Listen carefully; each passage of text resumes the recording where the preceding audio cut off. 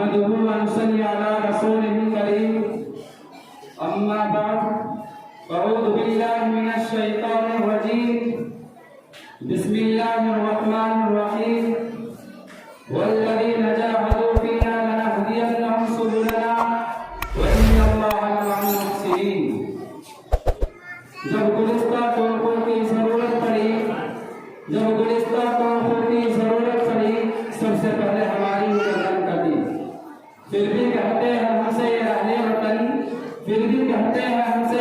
वतन, ये चमन है हमारा तुम्हारा नहीं। बुजुर्गान मोहतरम और मुश्किल असातिज़ा इज़ाम, 15 अगस्त का दिन हिंदुस्तान में बहुत अहमियत रखता है। ये दिन हमारी आज़ादी का है, हमारे मुल्क की आज़ादी का है। बरतानवी ईस्ट इंडिया कंपनी ने 1613 में अपनी पहली कंपनी हिंदुस्तान में खोली और देखते ही देखते 2.5 लाख की फौज जमा कर ली।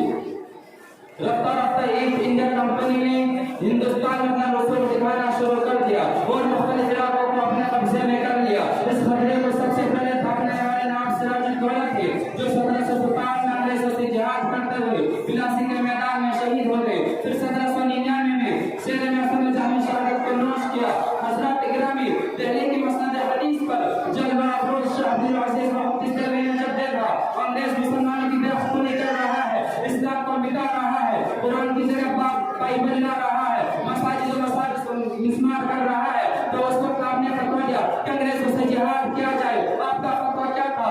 गोया एक धरती जो पूरे मुल्क में फैल गई और हर तरफ से अल्लाह से गिरफ्तार शुरू हो गई। लेकिन में कोई कमी ना छोड़ी थी। दिल्ली से लेकर लाहौर तक कोई दर्द ऐसा नहीं था जहाँ किसी मुसलमान की लाशें न रखी हो। जंग आजादी में 10 लाख बच्चों को दिया गया कि बड़ा बगावत करेगा।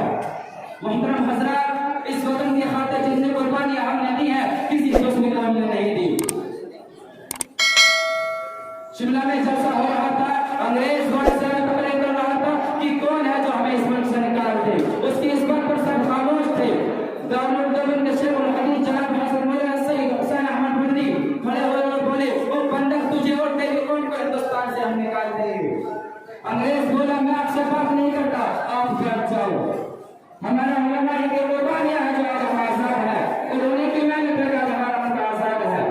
आज के दिन हम मुजाहिदीन आजादी को याद करते हैं और उनके लिए दुआ करते हैं। अल्लाह